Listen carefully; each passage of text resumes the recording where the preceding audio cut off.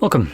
In front of me I have the SteelSeries CS2 Dragon Lore Edition wireless mouse, and I'll be going over unboxing along with a quick look feel of the mouse itself.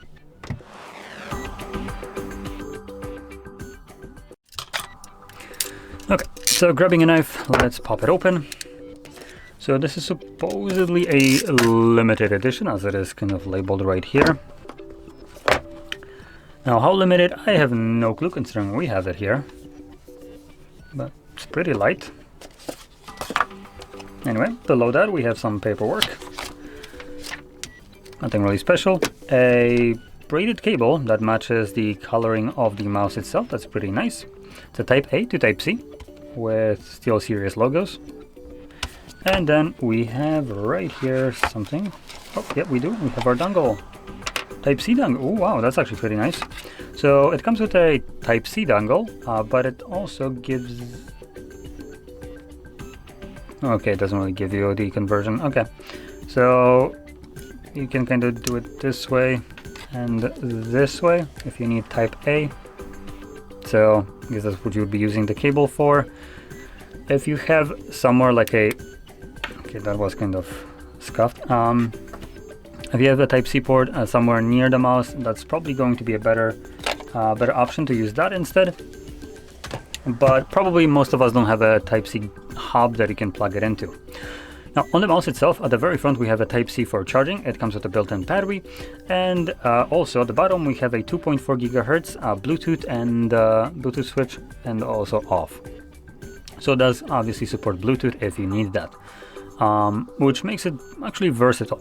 Another thing in here is you can faintly see a bunch of LED or like RGB crap right here. I haven't even like turned it on, but I can already kind of guess that. So let's just flip the switch and see it light up. Yep, there we go. Who would have thought? So personally, for a mouse, I find RGB to be absolutely redundant, as RGB does use decent amount of light, so any kind, or not light, decent amount of battery. So any kind of like lighting like this will consume more of your mouse's battery in a significant way. So if you can, I would probably recommend turning that off if you just want to have a cable-free experience for as long as you possibly can. Now, in terms of the feel of the mouse, it's not the best. The styling of it makes, or well, the limited edition kind of painting or whatever you want to call it, makes it kind of just smooth, too smooth for a mouse in my opinion. So it just kind of feels like a very kind of almost polished kind of plastic, which doesn't feel great. That's just my personal preference. But in terms of just kind of gliding on here, the feet that are at the bottom do a pretty good job to kind of give as little of a resistance as it can, even when pressing it down. So it is pretty easy to move. Other than that, the shape of it is what I'd consider almost standard kind of shape. You can see nothing really fancy. It is a right-handed mouse as well, so you have the buttons on the left side right here, so you wouldn't be really able to use it with your left. There is no buttons, and it's kind of hard to press them with your pinky. So right-handed mouse, through and through, and other than that, it's just a mouse. Now let's quickly take a look if it says how much DPI it has and all that stuff. There's a gaming mouse, so I can already expect that it's probably going to have something like 18,000 DPI or something ridiculous like that. So let's see, we have TrueMove Air sensor, 18,000 DPI. So that's correct. Maximum speed 400 IPS, 40 grams weight, 1000 hertz pull rate, 6 programmable buttons, 80 million clicks rating, USB-C, wired 2.4 and Bluetooth capabilities, battery life of up to 80 hours and /200 hours, default lighting. Not exactly sure what they're referring to default lighting as. I can only guess right here that the 200 hours is referring to if your light is off, which would obviously equate to what I was saying before, that if you can turn the lights off, they will give you a much better battery life. And here you can see, if I am correct about this, if thinking that this is a with or without the lighting, we are getting more than double the battery life. So that is a significant bump. It also states that it is right-handed mouse, like I mentioned. Matte finish. Okay, it is matte. It's not like fully glossy, but by God, this is matte. You can kind of hear the plastic versus this. This is much smoother kind of finish, and it just feels kind of almost cheap for some reason. Oh, I before said that it's 40 grams. It's 40 G. It's not grams. So this is for some reason maximum acceleration. I'm not sure who can put out 40 Gs by like moving it, but apparently they somehow tested it for that. So yeah, it's kind of a weird kind of thing. I didn't actually see ever anyone kind of market the acceleration speed of NG specifically, so that's weird. But in any case, the weight actually is 71 grams. So yeah, basically that's everything to the mouse. Generally, it's SteelSeries, so if you already have an ecosystem, you probably will be happy to have such a mouse, as it will just fit with ecosystem, similar to what Logitech has. It's a, I would say, very convenient thing, one program for all. It just pretty good. But if this is your first kind of thing and you're kind of on a fence about some things, then maybe it's not the right pick to try to go into an ecosystem with something that you're not like fully on board with. Other than that, like I said, I haven't really checked the pricing for this mouse at all.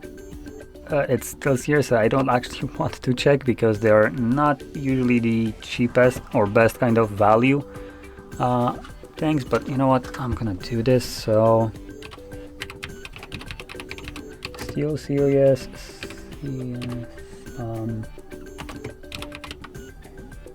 Let's see. I'm kind of sketched out by the price.